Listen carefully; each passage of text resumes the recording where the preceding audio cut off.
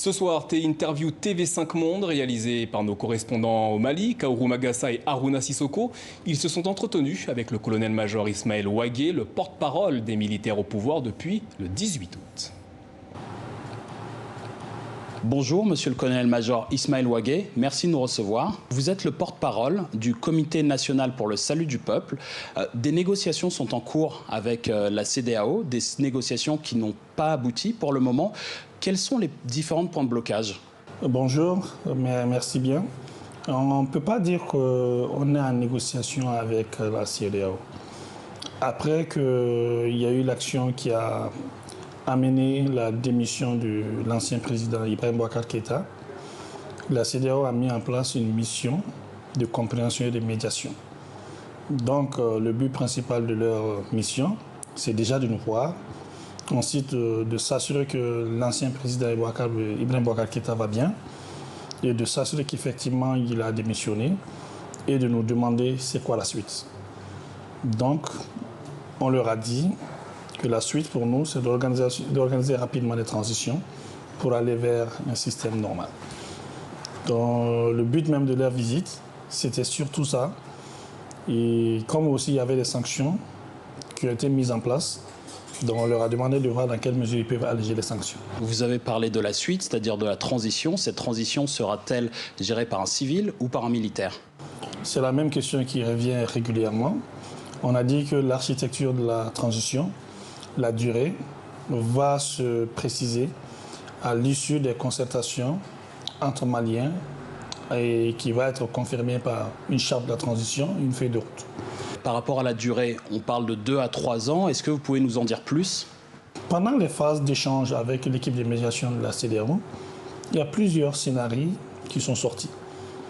L'équipe de médiation de la CEDEAO ont en tête leur concept de transition conformément à leur protocole, où ils parlent qu'il faut que le président soit un civil, il faut qu'il y ait un premier ministre, le gouvernement, et la durée de la transition, c'est entre 6 et 9 mois, qui dépasse rarement 1 an.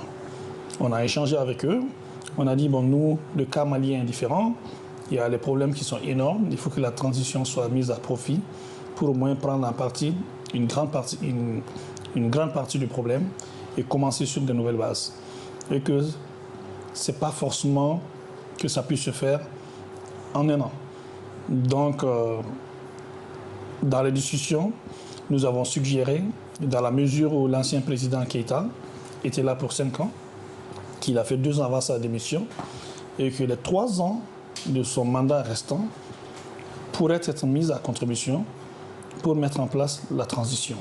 C'était juste une idée, une proposition, et des échanges comme ça. Après, quand on s'est retrouvés, ils ont dit notre proposition d'hier de 3 ans, c'est non. On dit bon, on peut revoir peut-être en 2 ans, mais de toute façon, la décision finale, ça va se faire entre Maliens. Vous parlez de décision finale entre Maliens. Est-ce que vous considérez que les différentes sanctions qui ont été dictées par la CEDEAO et par d'autres communautés sont une ingérence au niveau des affaires maliennes? J'estime clairement que c'est une ingérence au niveau des affaires maliennes, parce qu'il faut plutôt avoir une approche au cas par cas que d'avoir une approche de façon organisationnelle avec des protocoles. Déjà, quand il est dit que à l'issue de telle action, clairement un coup d'État, il y a des batteries de sanctions qui tombent. Là, l'ancien président a dit clairement qu'il a démissionné sans pression, de façon spontanée, et la vacance du pouvoir a été constatée. Ça veut dire tout simplement qu'on n'est pas dans l'architecture d'un coup d'État. En principe, les chefs d'État de la CEDEAO ne devraient pas mettre en place les sanctions par rapport à ça. Et ensuite, il y a la liesse populaire. C'était un soulagement pour la population après ce changement qu'il faut prendre en compte. On parle de population, du coup de société civile. Comment comptez-vous associer la société civile et les différents partis politiques à la transition? En fait, pendant les concertations, comme je vous l'ai dit, il y a l'architecture de la transition qui va être précisée clairement, le président de la transition, la charte de la transition, le gouvernement, la durée, qui va rentrer dans la transition. Et en fonction de ça, ça se décidera. Est-ce que la majorité déchue participera à cette transition selon vous? Tout le monde est appelé pour mettre en place les institutions, les instances de la transition. Notamment les groupes armés signataires de l'accord de paix d'Alger aussi? Tout le monde, sans exception. Hier, le syndicat national de la magistrature dénonçait des libérations extrajudiciaires. Qu'en est-il aujourd'hui et est-ce que ça ne décrédibilise pas finalement un petit peu votre mouvement? En fait, effectivement, il y a eu des cas de libération qui ont été signalés. Donc, il y a des dispositions qui sont en cours, d'autres même ont déjà été réglées avec le secrétariat général du ministère de la Justice pour prendre cet aspect en compte. Nous sommes là-dessus, ça fait partie des priorités parce que nous avons dit que l'État va continuer. Donc, tout ce qu'il y a comme erreur, comme dysfonctionnement est en train d'être réglé. Concernant la justice, y aura-t-il des poursuites ou des audits qui vont être menés sur la gestion qui a été faite par la magistrature précédente? A priori, oui, mais ce n'est pas le CNSP qui va le faire. Il y a le gouvernement qui va être mis en place, une équipe de transition, et le département et les institutions agréées, autorisées pour le faire, pourront le faire. Quand est-ce que le président Ibrahim Boubacar Keïta sera libre de ses mouvements? L'ancien président Ibrahim Boubacar Keïta est en fait libre de ses mouvements. Il est sécurisé dans un endroit de sa convenance pour des raisons évidentes de protection. On parle aussi potentiellement d'un départ du président Ibrahim Boubacar Keïta. Qu'en est-il? Est-ce que c'est des points de négociation avec la CEDEAO? L'équipe de médiation de la CEDEAO nous a demandé de l'autoriser à aller se soigner à l'extérieur en cas de besoin. Cette demande a été accordée, donc dans un délai raisonnable, dès qu'il estime le besoin d'aller se faire soigner à l'extérieur, sous réserve de son médecin, ça se fera. Est-ce qu'il a pu regagner son domicile, revoir sa famille depuis une semaine? Il est sécurisé dans un endroit de sa convenance. C'est tout ce que je peux vous dire pour le moment. Un rapport du comité d'experts des Nations Unies épinglait il y a 2 semaines une partie de la hiérarchie militaire. Qu'est-ce que vous souhaitez faire par rapport à ce sujet?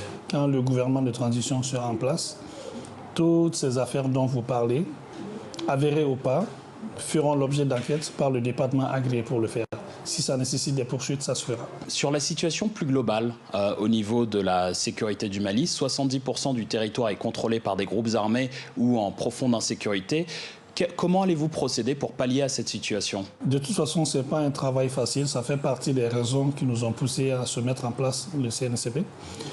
Ça veut dire tout simplement que ceux-là qui sont sur le terrain, les opérations militaires vont continuer en coordination avec les forces partenaires comme la MINUSMA et Barkhane. Maintenant, les accords avec les groupes armés signataires aussi, on va poursuivre la négociation, surtout l'application des accords d'Alger, et mettre tout ça là bout à bout et de faire en sorte que, quand tous ces mécanismes seront activés, de voir dans quelle mesure on peut réduire la violence. Le travail de sécurisation du territoire dans sa globalité est extrêmement difficile et compliqué. Ça fait partie de nos objectifs d'aller vers cette situation, de sécuriser la totalité du territoire avec l'aide de tout le monde. Alors, le dialogue national inclusif préconisait en décembre dernier de négocier avec les djihadistes. Ibrahim Boubacar Keïta s'y était résolu au moment où il était toujours à la tête du pouvoir. Est-ce que, selon vous, il faut négocier avec les djihadistes? Nous avons dit dès le début que nous allons travailler avec les conclusions du dialogue national inclusif. Donc, si ces dispositions sont prévues dans ce dialogue, ça va faire partie de nos axes de travail. Il y a une semaine, on a eu l'occasion d'avoir des différentes preuves de vie de Soumaïla Cissé qui ont été transmises à sa famille grâce au concours du CICR. Aujourd'hui, il est toujours retenu. Est-ce qu'on peut dire qu'une libération bientôt, dans les jours qui viennent, est possible? Nous avons pris le dossier en main, à bras le corps, depuis que nous sommes en place. Et je vous dis qu'on y travaille dessus sérieusement. À ce stade, c'est tout ce que je peux vous dire. Au terme d'une transition, est-ce que des élections sans Soumaïla Cissé, le chef de file de l'opposition, est-elle imaginable? Nous espérons sérieusement qu'on puisse obtenir sa libération avant la phase des élections. Ça, c'est vraiment notre souhait. Nous espérons y arriver. Ça fait une semaine que le Comité national pour le salut du peuple est à la tête du Mali. La question que je me pose, et ce sera la dernière, est-ce que c'était un coup préparé? Nous ne pouvons pas dire que c'est un coup préparé. Nous ne pouvons pas dire aussi que c'est spontané. Depuis un certain moment, nous regardons la situation sécuritaire, la dégradation, les troubles sociopolitiques. Forcément, ça donne à réfléchir. Voilà, c'est tout ce que je peux vous dire. Merci de nous avoir accordé cet entretien. Merci beaucoup.